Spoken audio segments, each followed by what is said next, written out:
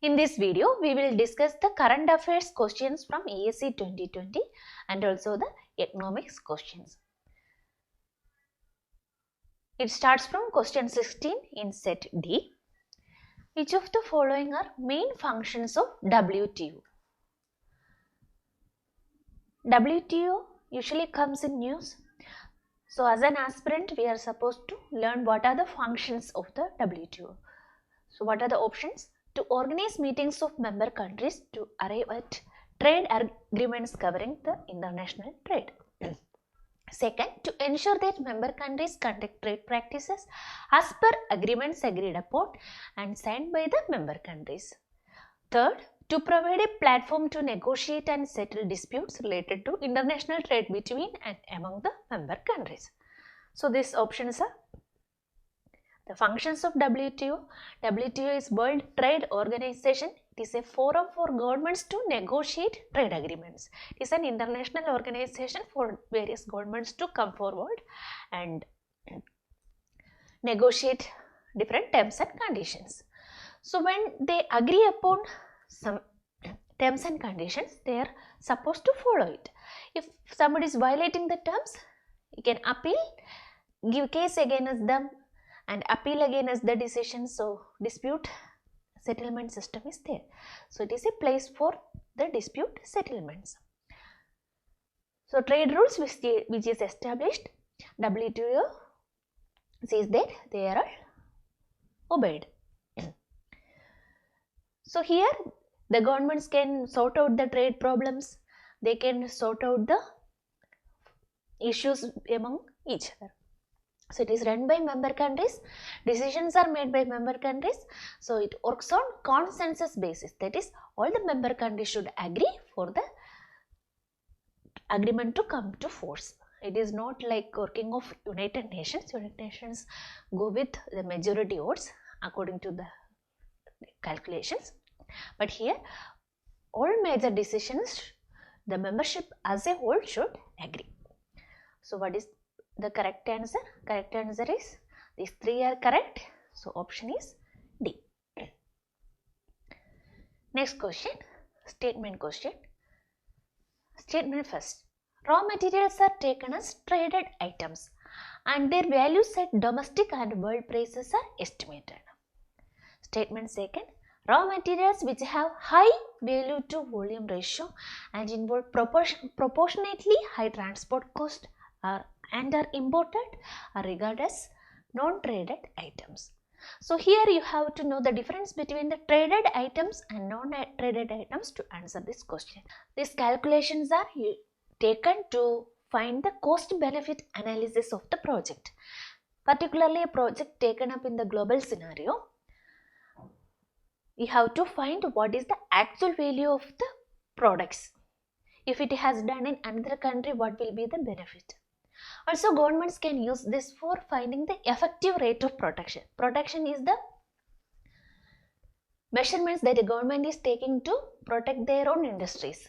So there will be import control, export control, etc. So how this rate of production is affecting the input cost? For this kind of calculations, inputs are divided into traded and non-traded items. So from the name, it is clear that traded items are traded internationally and non-traded items are that is not traded internationally. So generally raw materials are taken as traded items, imported. Their values at domestic prices and world prices are estimated, so that a comparison will be possible. World prices is cost, insurance, freight price, that is CIF price, we will call like CIF price. This CIF price are the price when the goods are shipped. So it does not include the duties once it enters the destination country. It reflects the cost at another country. It is in international scenario, it is the cost. But there are some raw materials, they have low value to volume ratio, means they will be occupying more space, bulky materials. So transporting them it is very costly, like silica, pulp, etc. Transportation cost will be higher than the intrinsic cost of the material. So such materials usually will not be traded internationally. They will be availed locally. Such items are not important usually, and they are regarded as non-traded items. So these non-traded items include electricity, water supply, public services in that country, hotel accommodation, real estate, construction, local transportation, goods with very high transportation cost, and also the goods to meet the special needs of that country. So this cannot be compared internationally. The question is about the differentiation between these two. Here you may not be aware of the traded and non-traded items when you are writing the exam. But here the statements, when we read itself, it is clear that these two statements are not logically related. Both of them are discussing almost the same thing, right? It is talking about raw materials that are taken as traded items. Statement is talking about raw materials that are classified as non-traded items. So it cannot be option E. One of the statement is wrong or both statements are correct. So if we see raw materials are taken as traded items, yes, there are chances that raw materials are taken as traded items because we trade raw materials also. But raw materials which have high value to volume ratio and involve proportionately high transport costs are imported. This is wrong because we saw in discussion before, which are not imported and low value to volume ratio are regarded as non-traded items. So the second statement is false. So the answer is C. Next question, what is TADF? So TADF was in news but not exactly this year. Some 2-3 years before it was in news. This concept came from manufacturing policy, national manufacturing policy. It was around in 2011. And Technology Acquisition and Development Fund was created as per the manufacturing policy, and it was implemented by Department of Industrial Policy and Promotion. And what happened recently was this scheme has been transferred to Ministry of Micro, Small and Medium Enterprises from Ministry of Commerce, that is managing this department. From there it was transferred to another ministry, so that this micro, small and medium enterprises can get this fund. So this fund, what is this fund for? It is for acquiring clean and green technology. So this is the point here. Technology Acquisition and Development Fund is for acquiring clean and green technology so that they can afford these technologies at affordable cost. Scheme is applicable to all existing and new MSMEs, including those in National Investment and Manufacturing Zone. Earlier it was specially focused on these zones. It was the change. In our current affairs, we saw that the topic MSME was recurring again, but this news was not recurring. It was little older news, but it is related to MSME. Maybe that is why it has come in this question paper. Answer is D. And from the options also you can make some guess. Technology acquired desired film. This cannot be an option. What is the film here? Technology and advanced direct fund. So this advanced direct fund also not so much in news. We are not aware of such direct fund and all in news. Technology accomplished direct fund. Both looks similar. Technology Acquisition and Development Fund gives more sense. So you can go with option D. Next question, technical textiles are the high tenacity fibers which are lightest and toughest fabrics mainly used in automobile and aerospace industries. Second, the toughest fabrics which are much heavier than polyester and used in power industries. Third, the toughest fabrics having rigidity mainly used in polyhouse construction. Fourth, the high tenacity fabrics having fire resistance property. I would say that this is rather confusing question because when we read about technical textiles, almost all the properties of the technical textiles are covered here. It is very difficult to choose between the options.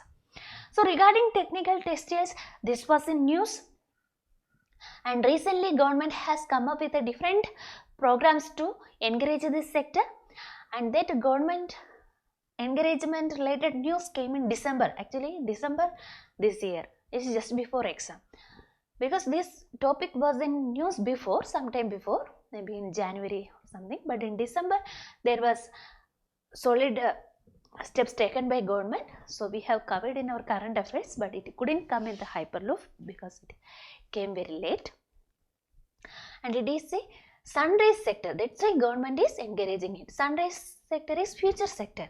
When software industries came to India that time, it was a sunrise sector then, because it hold a lot of promise to generate more employment, to generate more industries. Such the technical textiles is the identified high technology sunrise sector, so government wants to encourage it. The difference from technical textiles to normal textiles is that they have applications in various industries. They are not used for the aesthetic purpose or the clothing purposes, but for certain functions, including automobiles, civil engineering, construction, agriculture, healthcare, industrial safety, personal protection. So based on this, there are 12 technical textile segments there: agrotech, meditech, buildtech, mobiltech, cloudtech, oceotech, geotech, pactech, homeotech, protech, indutech, and sporttech. So here is the list. What are the application? Meditech means disposable lens, etc. Mobilitech means airbags, helmets, tires in airlines and automobile. Oceotech is for waste disposal, environmental protection. Pactech is packing materials. Protect is protecting materials, bulletproof, fire retardant apparels. Sporttech is sport materials. Agrotech is for agricultural needs. Buildtech is for building, like canvas, coverings, canopies, polyhouses. Clothtech is garments and other type of clothes like umbrella cloth. Geotech is for geogrids, geocomposite, which will be used in environmental engineering and civil engineering. Home tech is mattresses, toys, like that. Indutech is industrial technology for conveyor belts, like that. So these are the application. And the one term has come, high tenacity, means they have higher inner strength to withstand high level of stretching. So these materials have desired qualities like low weight compared to strength, higher strength compared to other materials in use. So from the discussion we can see that these fibers are high tenacity fibers, lightest and toughest, used in automobile and aerospace industries. This is correct. And toughest fibers which are much heavier than polyester. It is not much heavier than polyester and used in power industry. So this option is wrong. And power industry especially we didn't see. Also this part of the sentence is wrong. So this option B is wrong. And see, toughest fibers are rigidly mainly used in polyhouse construction. We say that it can be used for different agricultural and civil engineering purpose. So this can be also correct. And D, these fabrics have having fire resistance property, right? So this can also be correct option. Confused with the 3 options which seems to be correct. Either question may be wrong, which was asking for not correct, or the question may be having side traps like mainly used in automobile and aerospace industries. Can we tell like it is mainly? No. Here also one term is coming like mainly used in polyhouse construction. So it is the confusion. If you are avoiding the options using this criteria, we can rule out A and C and go with option D. But I like to tell that this is a confusing question. This may not be the final answer. Which of the following is a measure of sustainable income level that can be secured without decreasing the stock of natural assets? So this question is from environmental accounting. So it can come in the topic environment also. If you see the options, there is natural capital stock, environmental value, green accounting, social discount rate. So even if you don't know the answer properly, you can make some guesswork. because natural capital stock, we have discussed in our lectures that it is the stock of natural assets, which including geology, soil, water, everything, including living beings. So it is the natural capital, that a capital that nature has. As like in industry, there will be some capital to work on. So using this capital, the environment gives us certain services. Those services are called ecosystem services, which make the human life possible. We are deriving various services including provision of food, shelter, medicines, so many services are there. So this cannot be the option because the question is about the sustainable income level. So it is about the capital, it is not the income level. Next, environmental value. It is the worth that a community or society places on environmental goods or services. How they are viewing it, how much value they are giving it. So this environmental value also, it is not a measure of income level, it is a rather perceived value or intrinsic value of the environment. Next is green accounting. We know green accounting accounts for the environmental cost that is involved. When we take up an activity, how much we are damaging the environment, we will take into account for arriving at the correct calculation. So it is a management tool for the better consideration of environmental cost. So it is a measure of sustainable income level that can be secured without decreasing the stock of natural assets. So when we are going for development, we can earn more in different ways, but it can be at the cost of environment. If you are damaging the environment, firms may be able to achieve more income, but it is not sustainable. So according to the environmental cost, what is the limit? How much can be the limit of that income level? So it is the sustainable income. If the firm is operating in that level, it is sustainable. Otherwise it is environmentally damaging. So this option is correct. What about social discount rate? Social discount rate, it is used in computing the value of funds spent on social projects. So it will come in the project management also to find the social impact of the projects. So especially when the project is long term and having social impacts, we will go for cost benefit analysis. In that cost benefit analysis, we include this factor also, social discount rate, to calculate the value that the project is giving for the social projects. Answer is C. Next question, which one of the following is a resource allocation aspect generates development process? So this is from economic theory. Unless you learn theory, you cannot make a guess here.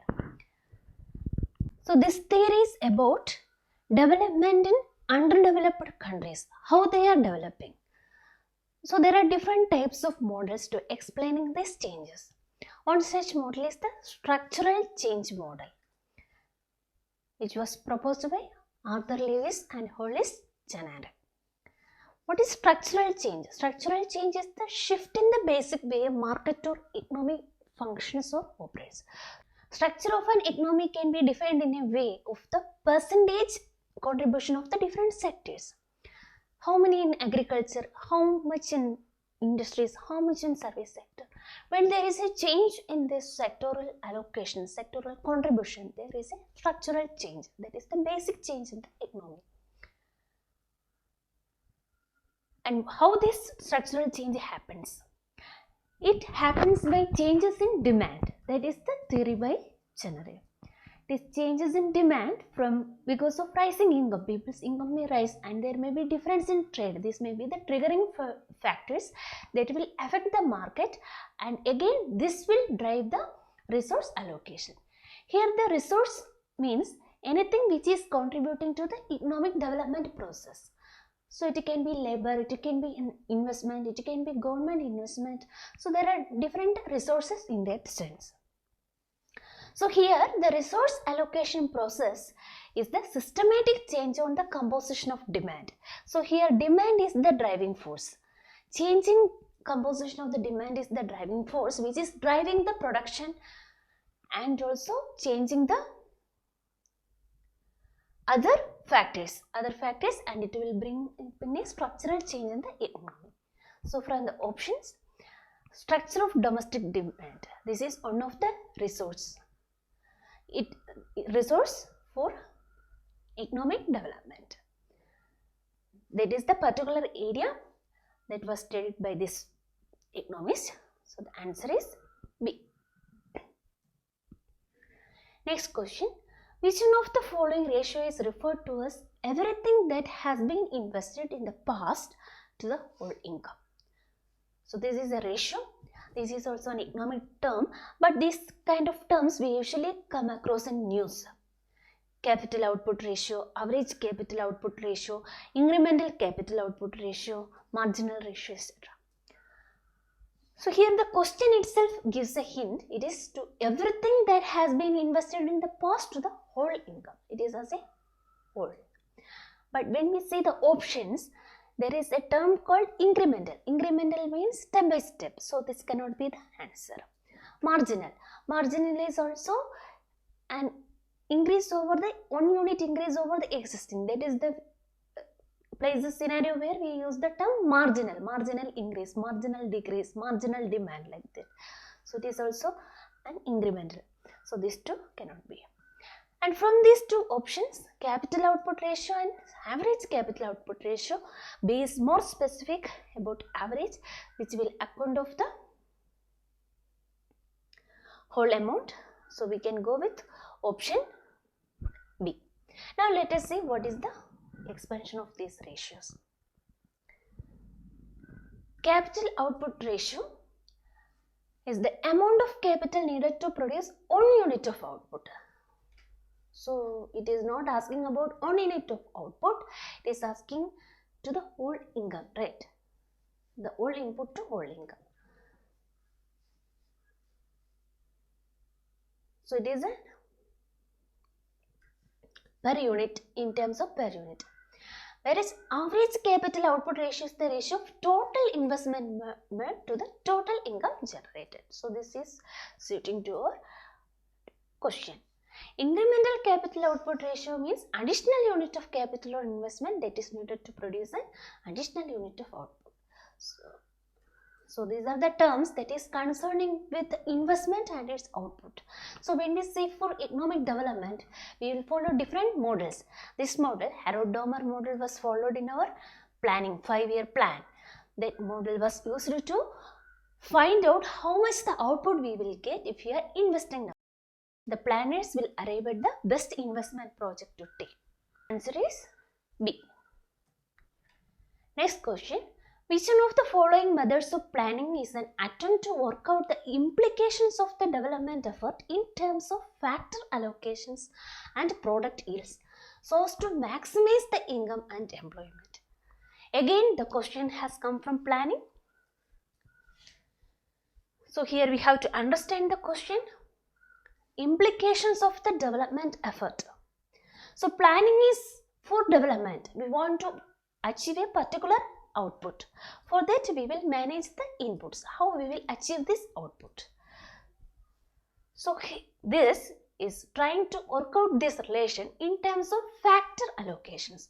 What are the factor allocations in an economy? In an economy there are mainly 4 factors of production, that is land, labor,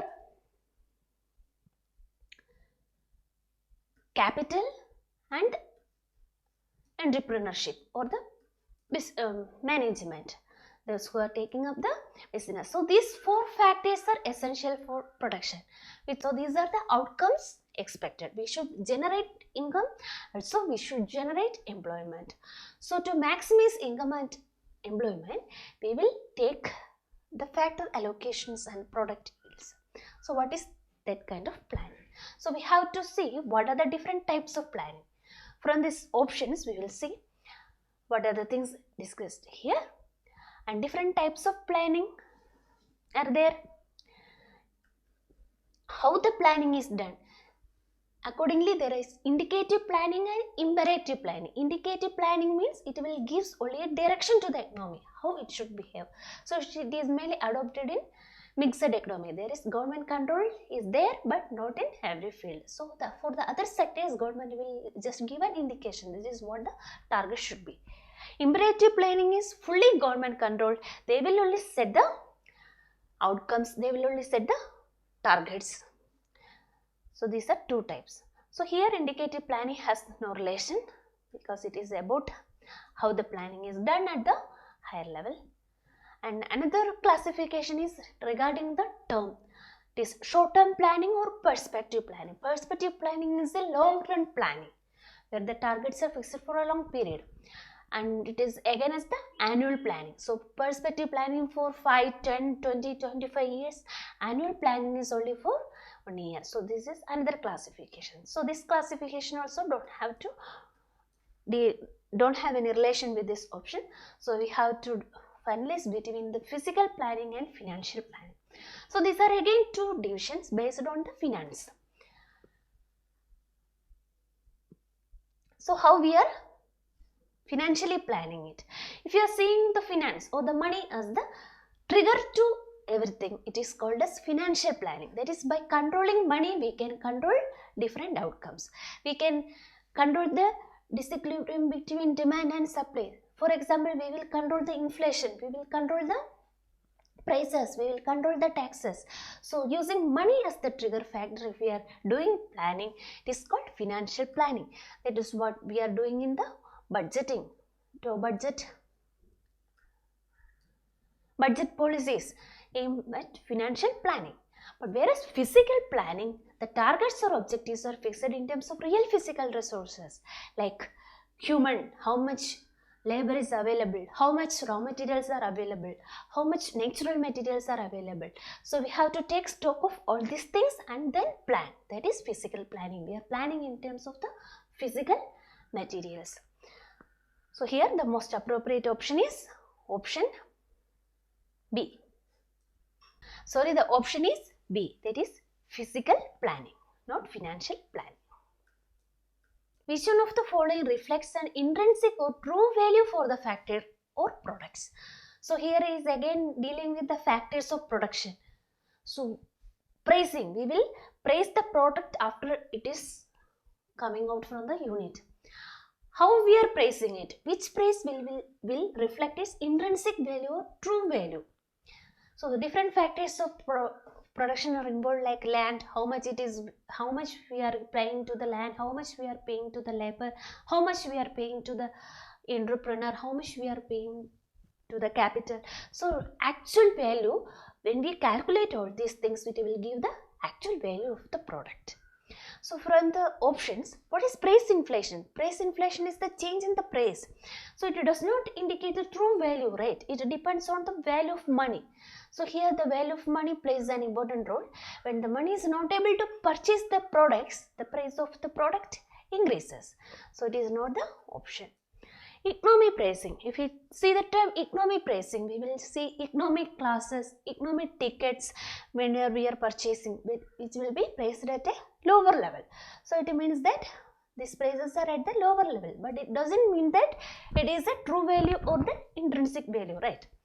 Penetration pricing. Penetration pricing is a strategy adopted by the firms to capture the market. So it is like a predatory pricing. So it is also not the true value. And here the remaining option is the shadow price. So here is the answer. There may be a confusion between the economy price and shadow price. We have to decide between these two. So let us see the correct difference. Intrinsic value is the perceived value or the true value of the asset. It is not always identical to the market price. Market price is decided with many other factors. It can be over or undervalued. Price inflation is the increase in the price of standard goods or services when compared over a specific period of time. Economy price is assigning a low price to the selected products. Penetration price is used by the business to attract customers, offering lower price.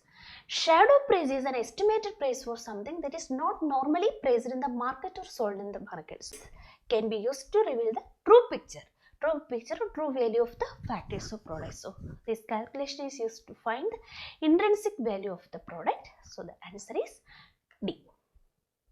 Which one of the following control policies leaves no freedom to private enterprise to buy plant, machinery, raw materials from country of its choice? So here is again control of the economy by the government. So there are different controls in the economy. There are exchange control, exchange control or limitations on price or sale of currencies. When the sale of the currency or purchase of the currency is restricted by the central bank, we will call as exchange control. We cannot purchase more than the stipulated amount. Say there is a restriction, one can buy up to $100, we can't buy more than that. But with the money, we are able to choose between the products that we want to purchase. So there is no restrictions. And when we are controlling the import or export, it is called as import or export control respectively. So in import control, what are the things? There can be duties, different duties levied, so that the product from a particular country may be costly. There will be license, quotas. So only licensed person will be allowed to import. And there will be quota, there will be limit in the number of items that you can import, or not two. There is a limit. And there can be country specific quotas. So import may be prohibited from a certain country, or there will be limitations on importing from a certain country. And there can be currency restrictions, so that the amount of foreign exchange we have in our hand will not be enough for purchase for the imports. So it is also a control. So this currency control is coming under import control. So import control is a bigger term. And there can be outright prohibition. Certain materials will be prohibited. But from the options, we can go for import control compared to exchange control, because import control has exchange control also, and export control is not there because it is asking about buying from outside. So these two options we can rule out. And from import control and physical control, I will prefer to go with the physical control. Physical policies will say direct manipulation of various markets by the government. So the government will have direct control from whom to buy, from where to buy, what to buy, and also what to buy. So in other methods, there is some degree of freedom. If we are free to buy within that restrictions only. So I prefer this option, physical control, so that it leaves no freedom to private enterprise to buy the things they need. So it can be a feature of the command economy, where the full control is with the government.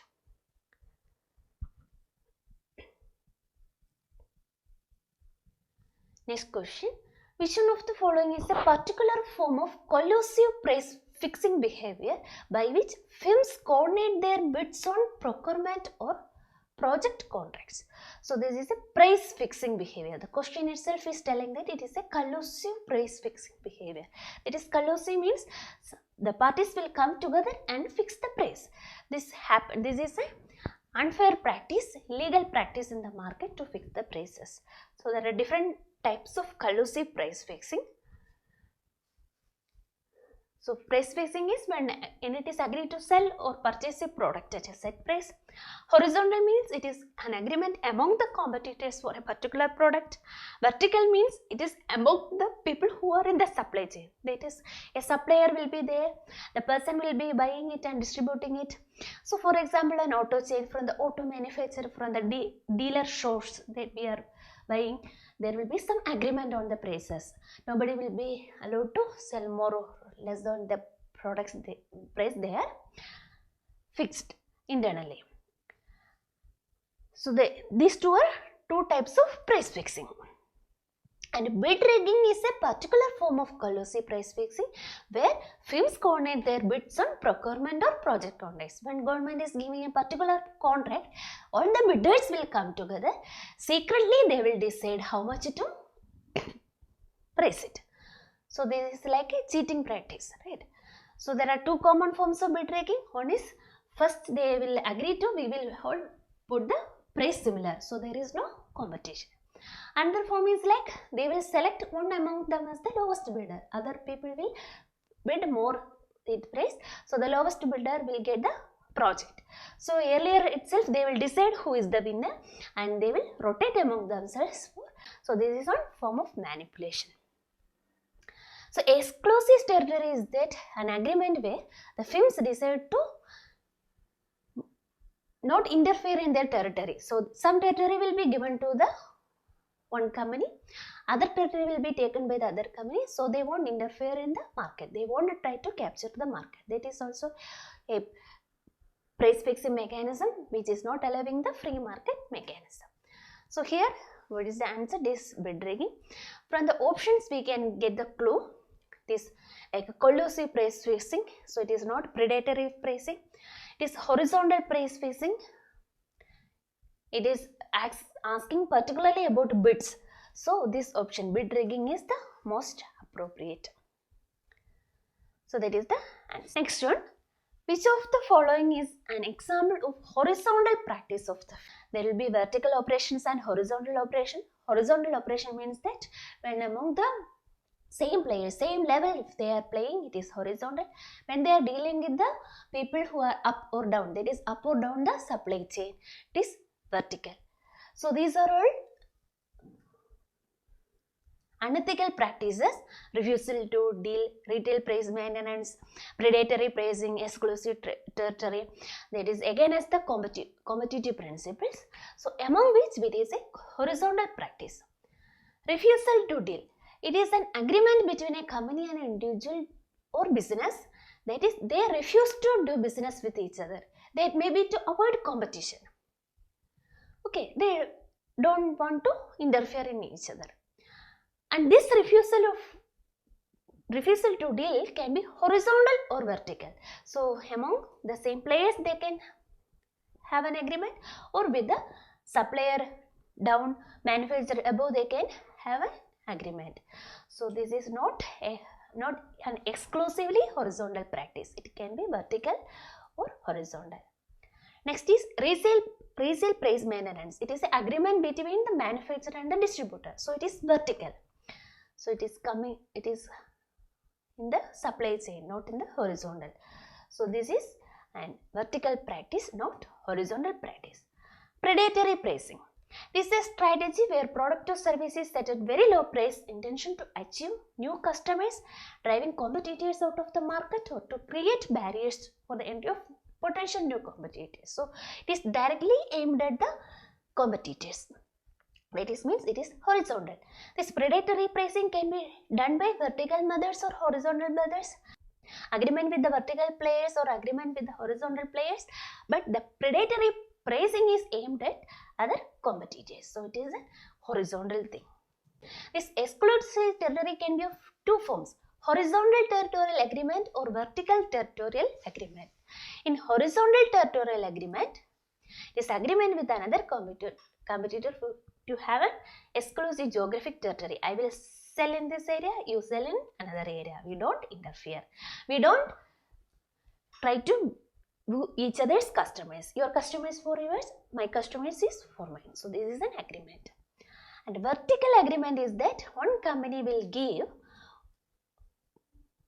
license to only one distributor in a particular area. Say for Apple phone, they will select only one distributor. They won't give many distributors in a particular area.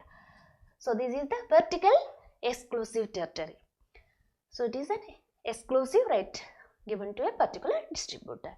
So this exclusive territory can also be two types, horizontal and vertical. So this is also not the proper option. So predatory pricing, see is the example of horizontal practice. The economics has really got theoretical wise in this paper. Some clues were there in the last year exam. So this year you have to take this as the clue, so that you have to learn carefully the economic theory, then only you can answer such question.